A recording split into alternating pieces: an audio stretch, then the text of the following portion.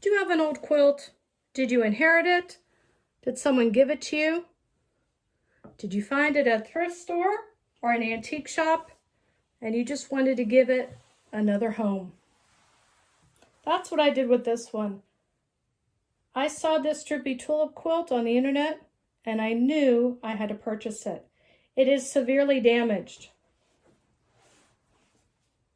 Whole sections of it where the fabric has disintegrated. The green is completely disintegrating all along the edges.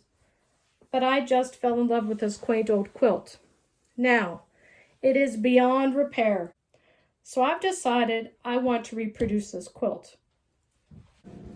So that's what I've decided to do.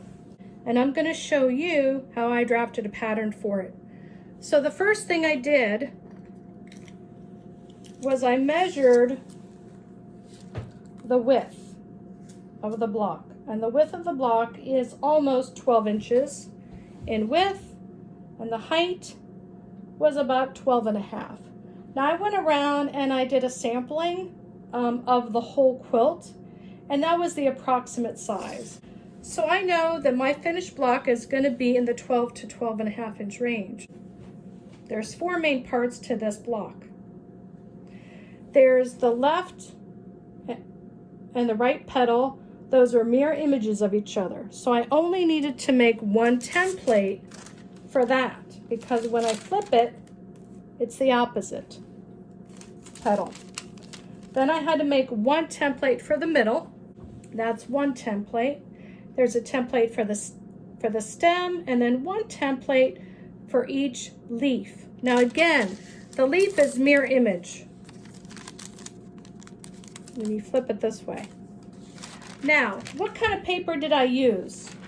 Years ago, I worked in an office, and while they were cleaning out the storage room, they had a couple reams of this old onion skin typing paper.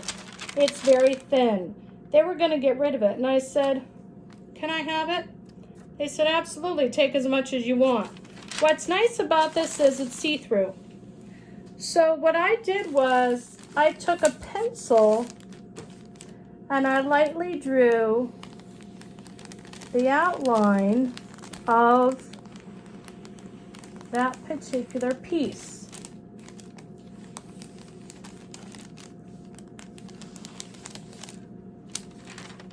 Okay? And I used a pencil.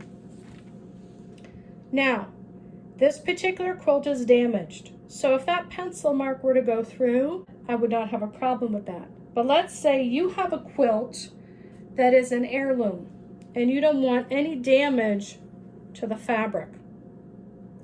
There are many products out there that are disappearing ink. There are many products out there that are different color chalk that you can use to make the same outline without fear of damaging the fabric underneath. The other thing that you want to consider is, let's say you don't have that nice onion skin paper. Do you have tissue paper from gift wrapping? That works very well. You can see through that very well. I tend to keep my gift wrapping paper when someone gives me a gift. I take it and I iron it flat with a dry iron. And then I use that when I need it for creating a template. This particular block is done in one piece here. The leaves are appliqued. The stem is appliqued. However, this particular petal was sewn in with set-in seams. I'm going to approach mine a little differently. What I'm going to do is I'm breaking my block into two sections, a top half and a bottom half. And my bottom half is going to be one cut that's going to be strip pieced for my stem. That's going to be my bottom half. And my top half is going to be one background piece. I'm going to create the petals and then I'm going to machine applique them to that top piece. So it's just a matter of choice. So I just wanted to give you a little example of how you can draw a template off of an old quilt. The other option you have for creating your template is to buy template plastic. And they sell those at the craft store. You can order that online. Or you can buy plastic sheet protectors that are used to cover papers for school, college, high school, that sort of thing. So you have a couple of different methods for transferring the pattern onto paper.